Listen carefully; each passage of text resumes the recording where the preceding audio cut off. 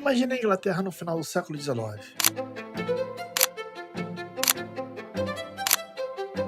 Ruas de paralelepípedo, o som de cavalos misturado aos primeiros motores, e um mundo que começava lentamente a trocar a força animal pela mecânica.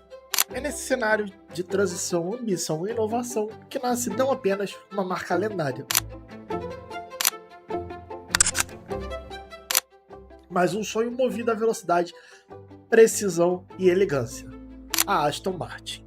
Mas antes do nome, antes dos carros e antes do luxo, havia um homem. E esse homem se chamava Lionel Walker Burt Martin. Nasceu em 15 de janeiro de 1878, em Londres.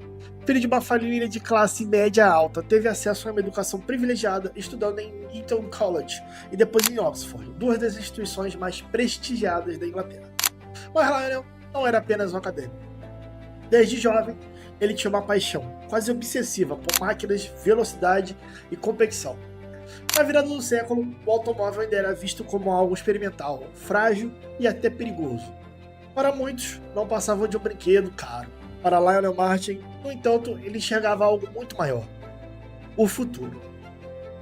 Curiosamente, a primeira paixão competitiva de Lionel não foram os automóveis, mas as corridas de bicicleta. Ele participava de provas de longa distância onde resistência, estratégia e mecânica eram fundamentais. Essa experiência moldaria profundamente sua visão, a importância da performance, a obsessão por melhores máquinas e a mentalidade de que vencer importa. Foi justamente nesse ambiente que Lionel reconheceu outro personagem fundamental na sua história: Robert Benford. Era um engenheiro talentoso, com muitos conhecimentos técnicos. Enquanto Lionel tinha a visão, o carisma e o espírito competitivo, Benford possuía a capacidade prática de transformar ideias em realidade. Em 1912, os dois fundaram a empresa Benford Martin Ltd., inicialmente focada na venda e manutenção de carros da marca Singer. Mas vender carros nunca foi o objetivo final. Eles queriam construir algo próprio, algo mais rápido, algo melhor. O nome Aston Martin nasce da forma quase assim poética. Lionel Martin participava regularmente de uma corrida de subida de montanhas chamada Aston Hill Climb, localizada na vila de Aston Clinton, próximo a Londres. Ele decidiu modificar o carro Singer para competir. O resultado? Surpreendente. O carro venceu a prova. Foi ali que Lionel teve uma ideia simples, mas poderosa. E se criarmos nossos próprios carros de corrida? Da junção de Aston, a colina, e Martin, o seu sobrenome, nasceu um dos nomes mais icônicos da história do automobilismo. Em 1915, surgiu o primeiro carro oficialmente chamado Aston Martin. Era um veículo artesanal, construído à mão com um chassi de carro italiano Isotta Fraschini, motor Convention Simplex de 4 cilindros, foco total em desempenho, não em conforto. Mas o destino tinha outros planos. Pouco depois do nascimento do primeiro Aston Martin, a Primeira Guerra Mundial explode na Europa. A produção de carros é interrompida, a fábrica é fechada, Lionel e Benford são forçados a colocar seus sonhos em pausa.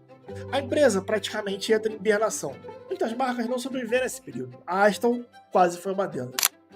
Após o fim da guerra, em 1919, Lionel Martin tenta retomar a produção, mas o cenário econômico é cruel. Falta capital, pouca demanda e uma concorrência crescente. Mesmo assim, a chama não se apaga. Lionel acreditava que corridas eram a alma da marca. Ele sabia que vencer pistas significava ganhar prestígio. Essa decisão definiria toda a identidade da Aston Martin nas décadas seguintes. O fim da Primeira Guerra Mundial trouxe alívio à Europa, mas para a Aston trouxe um dos períodos mais instáveis de sua história. A guerra havia interrompido sonhos, quebrado cadeias de produção e deixado a economia britânica em frangalhos. O automóvel ainda era um produto caro, elitizado, e poucas empresas conseguiam sobreviver sem investidores fortes. Lionel Martin estava prestes a descobrir que paixão por velocidade não paga.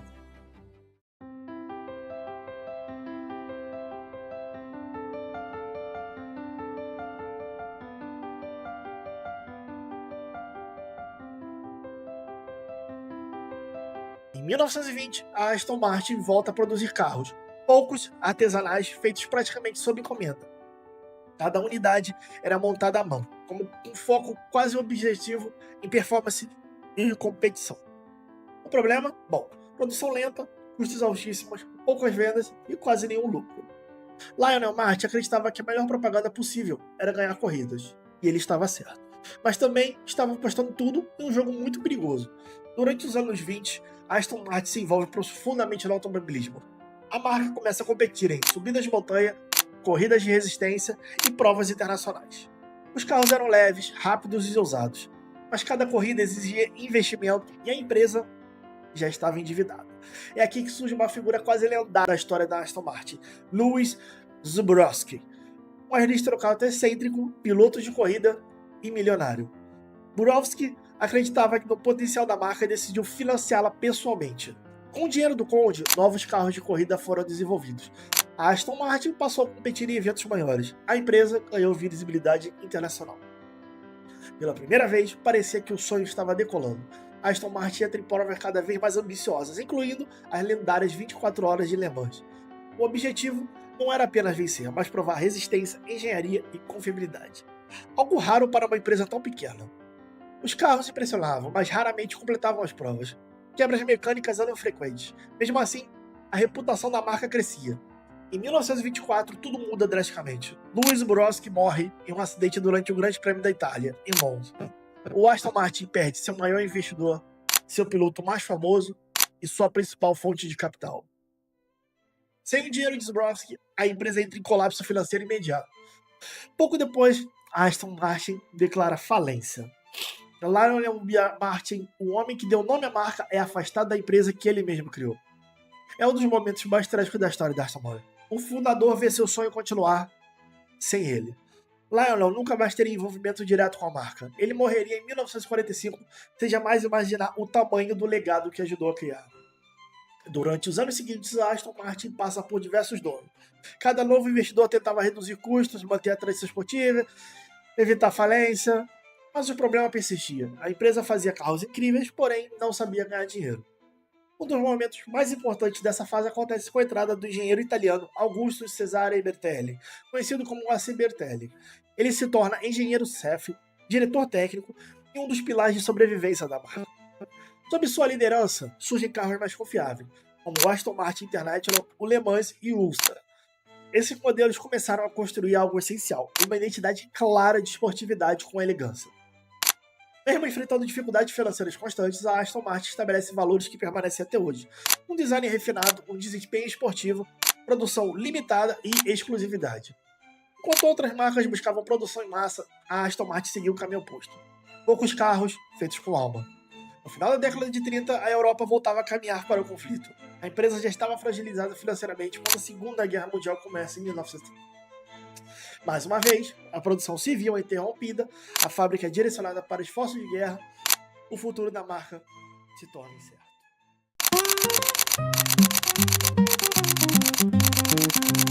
Parecia impossível que a Aston Martin sobrevivesse a 2 guerras mundiais e inúmeras falências, mas o destino ainda reservava um novo capítulo. Quando a Segunda Guerra Mundial terminou, a Europa estava em ruínas, cidades destruídas e economias quebradas, fábricas silenciosas. Para a Aston Martin, a situação era ainda pior. A empresa estava praticamente falida, sem capital, sem direção clara e com uma reputação que sobrevivia apenas na memória dos entusiastas. Poucas marcas estariam tão perto do fim, e poucas teriam um renascimento tão espetacular. Em 1947, o nome entra definitivamente para a história da Aston Martin, David Brown. Engenheiro, empresário e herdeiro de um império industrial britânico, David Brown comandava a David Brown Limited, a empresa especializada em engrenagens e tratores. Diferente de investidores oportunistas do passado, Brown tinha um capital sólido, uma visão industrial e a paixão genuína por engenharia. Ele descobre a Aston Martin por meio de um anúncio discreto em um jornal, oferecendo à empresa vir. Valor pedido? Apenas 20.500 libras esterlinas. Brown visita a fábrica, dirige um protótipo e compra a empresa quase que por impulso. Pouco depois, David Brown compra também a Lagonda, outra tradicional marca britânica. Essa decisão muda completamente o jogo. Da Lagonda vinha um motor moderno de 6 cilindros, conhecimento técnico avançado e capacidade de produzir carros mais refinados. A partir desse momento, a Aston Martin deixa de ser apenas uma fábrica de carros esportivos estáveis e passa a se tornar uma marca estruturada. David Brown não era um homem vaidoso, mas seu sobrenome acabou virando sinônimo da marca. Surge o primeiro modelo da nova era, Aston Martin DB1, oficialmente chamado de 2 Liter Sport. Logo depois DB2, DB2 2/4 e DB Mark III. Esses carros combinavam performance esportiva, conforto do Gran Turismo e um design elegante britânico. A Aston Martin finalmente notava seu equilíbrio entre pista e estrada. David Brown acreditava que uma marca que só se consolidava de verdade quando provava sua engenharia nas corridas. Ele investe pesado no automobilismo, com foco absoluto nas 24 horas de Le Mans. Após anos de tentativas frustradas, a recompensa vem em 1959. Em 59, a Aston Martin vence o Le Mans com o lendário DB-R1, pilotado por Roy Salvadori e Carroll Shelby. Não é apenas uma vitória, era uma consagração. A pequena fabricante britânica derrotava a gigante da indústria mundial. Curiosamente, após esse triunfo, David Brown toma uma decisão ousada. Ele encerra o programa oficial de corridas. Para ele, a missão estava cumprida. Nos anos 50 e 60, a Aston Martin desenvolve um estilo próprio. Linhas limpas, proporções clássicas, interior luxuoso, esportivo e produção limitada. Não era exagero, tudo era sofisticado. Esse conceito atrai um público específico: aristocratas, celebridades, executivos, entusiastas exigentes. A Aston Martin não queria ser comum. Ela queria ser desejada. Em 64, algo acontece que mudaria a história da marca para sempre. No filme Goldfinger, o agente 007 aparece dirigindo um Aston Martin DB5. O carro não era apenas um veículo, tinha armas escondidas, gadgets tecnológicos, uma presença imponente. O impacto cultural foi imediato. O DB5 se torna um ícone do cinema, um símbolo de elegância e um carro mais famoso da história da Aston Martin. As vendas dispararam. A imagem da marca se solidifica globalmente. Apesar do sucesso de imagem, os números financeiros ainda eram frágeis. A produção artesanal, os custos elevados e o mercado limitado faziam com que o lucro fosse pequeno, a dependência de capital fosse constante. E bom, nos anos 70, crises econômicas começam a surgir. A alta do petróleo, a mudança no mercado automotivo, leis ambientais mais rígidas. Mesmo no auge criativo, a Aston Martin voltava a caminhar sobre uma linha perigosa. Em 1972, após 25 anos à frente da empresa, David Brown vende a Aston Martin. Ele sai com prejuízo financeiro, mas com uma vitória histórica. Ele salvou a marca da extinção, criou sua identidade definitiva e transformou a Aston Martin no símbolo global de luxo e performance.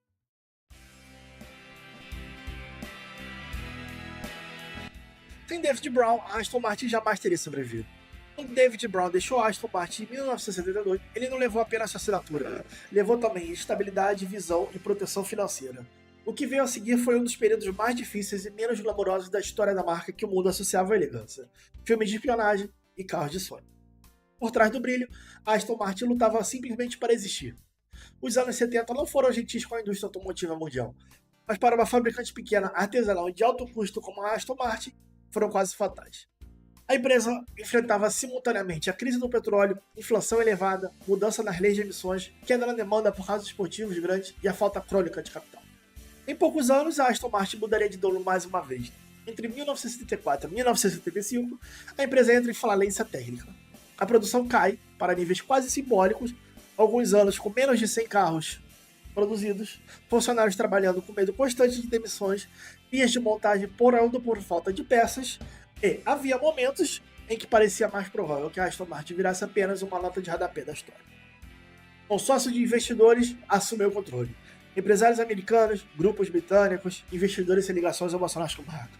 E cada novo dono prometia reestruturação, modernização, crescimento, a mesma da lâmpada. Mas quase todos esbarravam do mesmo problema. A Aston Martin era cara demais para produzir e difícil demais de vender em escala. Mesmo em meio aos caos, a Aston Martin continuava criando máquinas belíssimas. Modelos como o V8 Vantage, que um dia, se Deus quiser, eu voltarão, Lagonda e Virage. Esses carros não eram sucessos comerciais, mas mantinham algo essencial: o prestígio da marca. O Lagonda, por exemplo, chocou o mundo com um design futurista, um painel digital nos anos 70 e uma aparência bem radical. Era um carro estranho, caro e problemático, porém inesquecível. Mesmo em crise, a imagem construída com James Bond continuava rendendo frutos. A marca aparecia ocasionalmente associada aos universos de 007, mantendo vivo o imaginário de sofisticação, poder e exclusividade. Isso ajudava a Aston Martin a continuar sendo desejada, mesmo quando mal conseguia sobreviver financeiramente. Nos anos 80, a indústria automotiva caminhava para a produção em massa, automação e redução de custos. A Aston Martin, no entanto, seguia quase artesanal: couro costurado à mão, madeira natural, motores montados por poucos técnicos. Isso criava carros únicos, mas tornava a empresa cada vez menos competitiva. Em 1967, aconteceu um dos eventos mais importantes da história moderna da Aston Martin. A Ford Motor Company compra uma participação significativa da empresa. Inicialmente, muitos fãs torceram o nariz. Uma gigante americana controlando uma marca britânica clássica? Mas a verdade é que a Ford trouxe algo que a Aston nunca teve de forma consistente: estabilidade financeira e estrutura industrial. Ao longo dos anos 90, a Ford aumenta gradualmente sua participação até assumir o controle total. Sob sua gestão, fábricas são modernizadas, processos profissionalizados e a qualidade e confiabilidade melhoram drasticamente. Porém, diferente de outros casos, a Ford teve um cuidado especial: não destruir a identidade da marca. A Aston Martin continuava sendo exclusiva, luxuosa e britânica no espírito. Em 1994 surge um modelo que muitos consideram o verdadeiro renascimento da Aston moderna: Aston Martin DB7. Projetado por Ian Callum, o DB7 era elegante, esportivo, relativamente mais acessível e bem confiável. Pela primeira vez, a Aston Martin começa a vender em números mais relevantes. O DB7 salva a empresa. Com o DB7, a marca passa a crescer nos Estados Unidos, se fortalecer na Europa e atingir novos mercados. A Aston Martin deixava de ser apenas um mito do passado e se tornava relevante novamente. O século XXI começou com uma promessa silenciosa para a Aston Martin. Pela primeira vez em décadas, a marca parecia ter estrutura, visibilidade global e tecnologia, para não apenas sobreviver, mas crescer. No entanto, como toda boa história da Aston Martin, o caminho jamais seria simples. Em 2007, a Ford decide vender a Aston Martin como parte de sua reestruturação global. A marca é adquirida por um consórcio liderado por David Richards, da ProDrive, e investidores do Kuwait. O objetivo era claro: devolver a independência à Aston Martin e elevá-la a um novo patamar de exclusividade. A empresa volta a ser pequena, ambiciosa e ousada. Mesmo com tecnologia moderna, a Aston Martin decide manter algo raro: produção relativamente baixa, montagem artesanal e foco externo no acabamento. Surge uma nova geração de modelos: o DB9, o V8 Vantage e o Rapid. Esses carros reforçam o DNA da marca, um Gran Turismo luxuoso, rápido e emocional. Para sobreviver em um mercado cada vez mais tecnológico, a Aston Martin firma parceria com a Mercedes-AMG. A parceria inclui motores V8 AMG, sistemas eletrônicos e infotainment moderno. O importante dizer é que a Aston Martin não se torna uma Mercedes disfarçada. Ela usa a tecnologia como base, mantendo identidade própria. Apesar dos produtos desejados, os velhos fantasmas retornam. A marca sofre com endividamento alto, IPO problemático, custos elevados de desenvolvimento e o mercado cada vez mais competitivo. Bom, por volta de 2018 e 2019, a Aston Martin enfrenta mais uma grave crise financeira. Mais uma vez, parecia que a história podia acabar. Em 2020, o nome surge com força: Lawrence Stroll, bilionário canadense apaixonado por automobilismo. Stroll lidera um grupo de investidores, injeta capital pesado e assume o controle da empresa. Diferente de muitos antes dele, Stroll tem um plano claro: reposicionar a marca no topo de luxo, usar o automobilismo como vitrine global e conectar a Aston Martin à elite mundial. Em 2021, a Aston Martin retorna oficialmente à Fórmula 1, não como patrocinadora, mas como equipe de fábrica, com sede ultramoderna em Silverstone, investimentos pesados em engenharia e pilotos renomados. A Fórmula 1 vira uma ferramenta de marketing, tecnologia e prestígio. Sobre a nova gestão, surgem modelos estratégicos: DBX, um SUV de luxo, o DB12, o Vantage da nova direção e o Valhalla, um hipercarro híbrido. O DBX em especial muda tudo. É o primeiro SUV da marca, o maior sucesso comercial da história da Aston e foi responsável por sustentar financeiramente a empresa no mundo automotivo. E com isso, a Aston Martin encara agora seu maior desafio de história: eletrificação sem perder a identidade. Os planos incluem híbridos de alto desempenho, elétricos com foco em emoção, não apenas eficiente, e manter o som, design e exclusividade. O objetivo não é ser a mais rápida, mas a mais emocional. O Aston Martin DB5 volta aos cinemas em No Time to Die, mesmo após décadas de associação com James Bond continua vivo. Poucas marcas conseguiram criar um mito, sustentá-lo por gerações e atualizá-lo sem perder relevância. A Aston Martin conseguiu. E a Aston Martin não é sobre estabilidade, é sobre resiliência. Ela sobreviveu a 2 guerras mundiais, inúmeras falências, trocas constantes de dono e crises econômicas globais. E ainda assim, ela manteve a elegância, a exclusividade e o desejo. A Aston Martin nunca foi apenas uma fabricante de automóveis. Ela é um símbolo cultural, um ícone de design britânico, uma prova de que emoção também é engenharia. De Lionel Martin a David Brown, de James Bond a Fórmula 1, a Aston Martin sempre fazendo aquilo que sempre fez melhor: transformar carros em sonhos.